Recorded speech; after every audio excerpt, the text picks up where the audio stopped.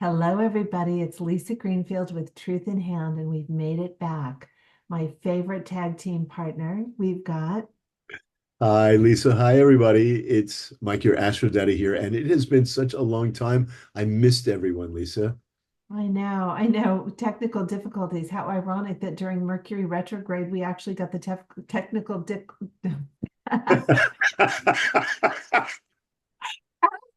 Mercury retrograde, we Touche. got the technical difficulties squared away. Oh my goodness. Yeah, I'm hoping that I can keep my mouth moving in the right direction for this one. Yeah. Yes, but we've got a Sagittarius new moon, and that's Sagittarius, that's your moon, I right? know. I'm so excited about this new moon, Lisa, because as I'm a Sagittarius moon myself, so this is going to really supercharge me. And my Sagittarian moon is in the 10th house, which is career and honors. So I am so excited about what this new moon is going to do for me and for really everyone, because this new moon, as all new moons, are great times to initiate things, to start things, to could be a new exercise or diet you want to start, a new project you want to start, a new relationship you want to start. But we have a few words of caution, Lise, don't we, about this new moon? Oh, definitely. Yes. Please give them your version and then I'll lean in.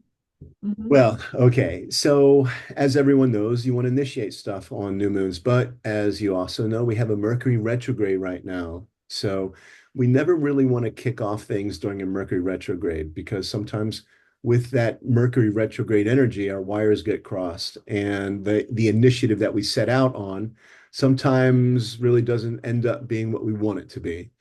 So with Mars involved too, keep this in mind. We have a trine to Mars, which is involved in this new moon, which gives us this little Mhm. energizer bunny energy to really want to kick off stuff. But Saturn's also involved in a square, so it's asking us to be cautious. So I think this is a time where we want to like try to kick off things or revisit things, the things that we're working on, re-examine, right? Retrograde, re-examine, revisit, review, go back. So in this launch that we want to do, we need to tread carefully. Well, I love it because I thank you for that. Our good friend Adam Ellenboss described this Mercury retrograde opposite Jupiter retrograde as in their as opposite in their exile. So it's like they're in their furthest away. Mercury's as far away from home as possible. So is Jupiter, but that means they're also in mutual reception. And so Adam described it as two people too drunk to make it home on their own, but if they lean on each other, they can do it. So it's like, all right, you don't have a lot of forward momentum that's going to get you where you think you're going or where you want to go, because we also layer in that Mars retrograde and we've got that square to Saturn. This is a better time to look at what it is that you want to initiate, examine it, really get into the details underneath it, because we're going to figure out more about what motivates us and how much of that is conditioning that no longer fits. Okay, that it's like, oh, those are inherited beliefs, those are inherited actions, those are muscle memory, if you will, as opposed to an autopilot, as opposed to a deliberate choice that comes from a much more authentic you as you are now. Hmm. So it's like, it's almost like the universe designed it to, it's like knock us off balance. So it's like, if you just keep trying to do what you've always done, you're going to hit some interesting pockets. Let's just put it that way. It's like, this could probably go in a lot of different ways, not all of them good. So, yeah, yeah. But before we dive into a little bit more, I wanted to tell you we did the cards for you before we started, and I thought there was some interesting addition with this. Again, that optimistic, buoyant Sag Moon as my optimist over here. You should have been called Bob. It's like you can always bob to the surface, even if it takes you a while to get there. Uh, But But our state of, we've got mind, body, heart, spirit for the tarot cards. For mind, we've got the Princess of Pentacles or the Page in some decks. Pages and Princess, they speak to our inner state, what's going on inside of us before the action of the knights. All right. So our knight will always move us forward. That's that Mars energy. But this one is all about no, no, no, no, no. We've got not one, but two of the inner state cards. Princess of Pentacles for the mind, which says really get in touch with what prompts your desires. All right. And then find out how much of it, again, is authentically you. And in the body, it's a major arcana card, which is the Lovers. And it's like, does your choice really light you up? Or are you doing it because you think you should? No shoulding on yourself. Saturn square is always gonna, it's like, ooh, it's gonna bring up those shoulds, but it's like, no, no, keep retooling or redirecting it until you get to want to, not have to. All right. And when you do that, then oh my gosh, you've got the attractor factor. You're manifesting at a high level. All right. And you're not doing it alone because the Lovers is always choice, but it's also more than one person. Remember this Mercury retrograde, Jupiter retrograde, two people leaning on each other to get home because they're too wobbly on their own. And then heart, we've got the Princess of Cups, which is that's heart. So it's like, okay, so this is what you genuinely think and act on. This is what you feel and act on. It's like, but we're not acting on it just yet. That Lovers card says not yet. And guess what? Spirit, or what's next, intuition also says, no, no, you need to spend more time imagining the possibilities rather than acting on it. It's almost like the universe would get us to take a much smaller bite out of the big apple that is the world today, right now, rather than giving yourself a chance to really fully engage with a much bigger picture. Even if you haven't figured out how to do it, just land on what you truly want and trust that in time you'll get there. This moon cycle is one that I really think we're going to need the full 6 months, till we come back around to the Gemini Sag cycle to really see more of the clarity, because this Mars retrograde lasts all the way through pretty much almost the end of February. Right, So we're right. going to be retooling what we do. Well, guess what, Lise? Do This tell. is this is the first of two new moons in December. I did see that. Well, because it's on the 1st, December 1st. Yes. So we get two initiating opportunities this month. Yeah. Winter opportunities, right? Mm, yeah, yeah. And I love the winter solstice that we're moving towards on the 21st. It's one of my favorite times of year because from that, I know there's no place to go but up. There's only more in the northern hemisphere. You're just gaining light every single day from December 21st on. That's exactly right. They call the darkest day of the year the Festival of Lights. Because It's we're meant to add our light to the darkness. Yeah, and it's beginning of, as you said, the every single day gets lighter and lighter and lighter and lighter. Well, and truly, that's one of the things that, that optimistic Sag moon could have us skating by some of those deeper, darker pockets that we'd rather not look at. But with Mars trining it, and Jupiter squaring it, it's almost as if the universe is going, no, no, you're old enough, you're strong enough, you've got enough wherewithal to confront some of the reasons that you've made do with what you really didn't want, but it's what you could get, or where you've, traded away some of your authenticity for belonging. And one other sneaky little thing is watch for judgment, particularly with Sagittarius. Hmm. It can be so easy.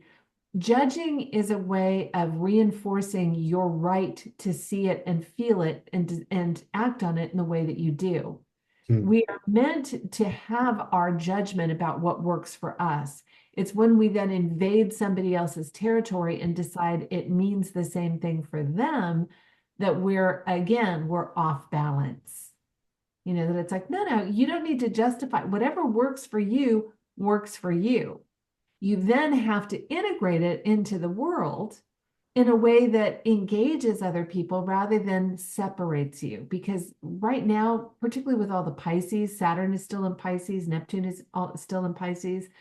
We have to lean on each other. We have to work together. The only way we're going to move forward is in the collective. Right. Especially with Pluto moving into Aquarius too. There you go.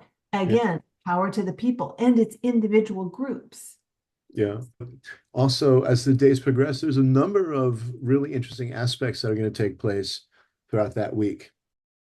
Well, Mercury trining Chiron on Sunday. So the next day, on the 1st of December. I was going to say, can I just jump in there? Because Mercury retrograde trine Chiron to me is revisiting some of those words that wounded. Uh, Either the ones that you received, it's like very often it goes back to childhood. Those are the places where we hit the limits of our understood power. When people said words that wounded us, that's scar tissue. And it's like, in some cases, we are capable now of going beyond those words. mhm, But again, you're old enough, you're strong enough, you can revisit it and go, yeah, that actually wasn't about me. That was, mhm, and also where you yourself were wounded and spoke out. And it's just like, oh, can I have a do-over there? mhm, That was not representative of how I want to communicate with you. And that trine allows healing too. So good energy. On the 2nd, it continues, Lise, because on the 2nd of December, on Monday, we Mhm. have Venus trining Uranus. Mm. And that's just a lovely, I mean, relationship breakthroughs, rebirth of love, romantic electricity, social sparkle, and fun. Great day on Monday. And that's the lover's card. You may, if you're willing to give yourself, you're going to be off balance. This moon cycle, you're going to be off balance, but it's for a reason. So that while you get yourself back on track, don't just try to fit yourself into what was on track for you before. Really investigate what you love. You may find out that it's like, wow, what you love is much bigger than what you've been settling for. Okay. And you can't get to more of what you love unless you acknowledge you want more. Right. All right. Any other highlights this week? I have a feeling there's a couple. Only I just want to talk about the 4th because the Okay. 4th, it's a potent day. All right. That's Wednesday, December 4th, because we have a number of things and we brought it up. We talked a little bit about it in the new moon. We talked about the sun squaring Saturn. Well, that's going to perfect on Wednesday, the 4th. Mercury opposing Jupiter. We talked about that. That's going to perfect on the 4th. Um, and then when the other thing, the salvation on the 4th is Venus sextiling Neptune, and that happens at 11 a.m. in the morning. I just love that for to set the tone because again, all of those things together, what that says to me is that there's more of your authentic desires that are meant to be met. And so not getting what you want right away or not getting it the way you wanted it is an invitation to get bigger and more intentional and clearer on what really matters to you. It's like a little priority pyramid. What matters and why? It's not just that you wanted this outcome or that outcome. Well, that outcome gives you something. So, what is it that it gives you? And are there other ways to receive that gift than just that one path you are on? So I love that. And the 4th, and anytime squares to Saturn, squares are the nature of Mars. So it requires that we act on things in a new way, and you'll find out which actions are sustainable over time. Saturn that benefit you and can integrate into the world around you because you need both parts. Mhm. So, so yeah, love that, love that, love that. And then we do have to touch on Friday, right? We do. We have Mars going retrograde on Friday the 6th. So our energy is going to be depleted. Oh. Well, there was a little Mercury retrograde moment, huh, Mike? Wow. Yeah. You had to hop office to kitchen, huh? Yes, it's so bizarre. Lisa, I can't explain it. It has to do with the electrical current either in my charger, in the plug itself, but I didn't have time to really investigate. But I mean, astrologers are not immune from Mercury retrograde, Lisa. No, and particularly with your moon in Sagittarius, I would imagine you're being lit up quite well. So Oh, yeah. while we've got charge and while we've got connection, why don't we wrap this up? And why don't you give them a little hint of what we've got coming on Friday, December 6th? Yeah, well, I think as we were talking before, the rudeness of a Mercury retrograde stepped in, we were talking about the retrograde of Mars that's Mhm. happening on Friday the 6th. And that will be with us until February, Lise. So it's going to be a long time where the Energizer Bunny is out of juice. Well, and what I started to say is we had an expression growing up, Mars starting its retrograde in Leo and then backtracking into Cancer.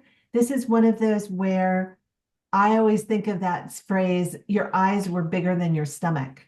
So Mm. it's like when you see, you go to an all you can eat, we would go to the Queen Mary, and it's just like you would load so much more food on your plate than you could ever get through in one pass. And so this is a place where it's like, be careful. You may think you want more than you do. And you're better served being selective and really picking what you love rather than just piling on and then having to do cleanup later. Yeah. So, Yeah, exactly. yeah. And I think we've got a little bit more of the big energy that this moon cycle to touch on before we wrap up. So that Friday as well, with that Mars going retrograde, we also have Mercury squaring Saturn and then Venus entering into Aquarius. And then right away, literally the next day, Venus will conjunct Pluto, who's already in Aquarius. We have some challenging days when Mars goes retrograde, Lise, to be honest with you. That's a weekend, right? So that's basically next weekend. And it's going to be a challenging time. Slow down. Yeah, people slow down, be deliberate. With Venus and Pluto conjunct opposite Mars, and Mars in Leo, this is one of those where you can be right or you can be in relationship. You can't be both. If you need to be right, you're already putting yourself one up on somebody else. You're putting distance between you. So this Mars retrograde is really looking at where you want to be in relationship more than you need to be right. Mm, Yeah. yeah, And it's gonna be an exploration because it may surprise you where being right is more important than the relationship. that's So that's right. we're going to get a chance, and with that Saturn and Pisces, it's like, oh, we're going to get a chance to try it, test it, take a lap in those new shoes, break them in and see if they're still the right fit. So yeah, but I think we've done a decent job giving them a summary before everything goes bottom up again. Well, I think that gets us to the full moon in Gemini on the 15th of December, which is coming up. Yeah. And that should be very interesting too, by the way. Yeah, I know the day that Mercury goes direct. This is just an action-packed month. But remember, you're wobbly, two friends leaning on it. You need help. You can't do this alone. Leaning on each other to get home. So pick your partners, pick who you're leaning on. Be selective, learn, be a good person to lean on. That's a good goal. So, and we'll be back hopefully with more mid-month. I'm Lisa Greenfield with Truth in Hand. And I'm like your Astro Daddy.